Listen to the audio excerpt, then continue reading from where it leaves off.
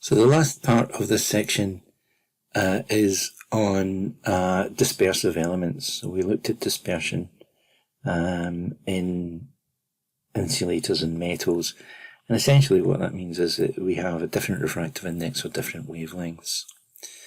This is useful because, as we've seen in one of the sections above, you can have lots of different modes, you can have different wavelengths, different frequencies operating within the same laser design.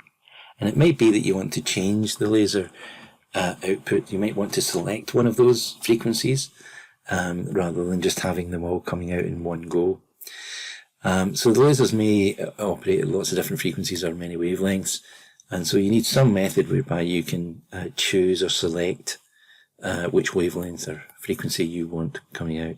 Tunable lasers, this could be over a very wide range, so it could be from 660 nanometers to 990 nanometers, something like that. And you use the tuning element is essentially your dispersive element. The thing that tunes the laser to the right wavelength is something which acts to disperse the light. Okay, and so selecting the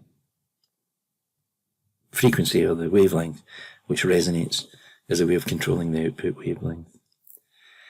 Different types of materials or different designs can be used. The simplest case again to think about is so we've already seen we have lots of wavelengths here, so maybe lambda 1, lambda 2, lambda 3 coming out of our laser rod. Then depending on which is the longest, then we'll get these being split out into separate beams. That's 2, the 3. And if we put the mirror in place so that it's at right angles, then lambda 2 is the one that's going to see the resonance. It's not going to see as much loss as lambda 1 and lambda 3. And so we'll get the output from the laser coming as just lambda 2.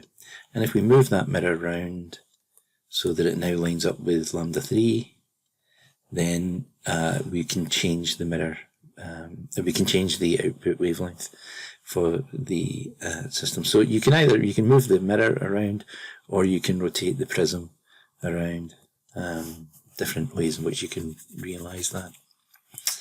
So prism's just a nice simple way of kind of visualizing what's going on. You get the same thing with the refraction grating, only with the refraction grating you have lots of wavelengths coming in. You have a grating, in other words, a kind of zigzaggy optical surface. Oops. So you've got lambda 1, lambda 2 here, and then it gets reflected off, and that's lambda 1, and there's lambda 2. So the same idea, only instead of using the dispersion of the material, we're using the dispersion of the grating.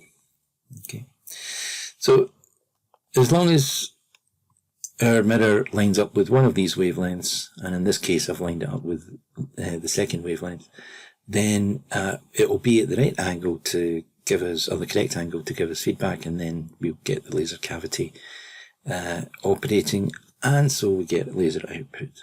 Okay, only that wavelength will get to see significant gain, in other words net gain.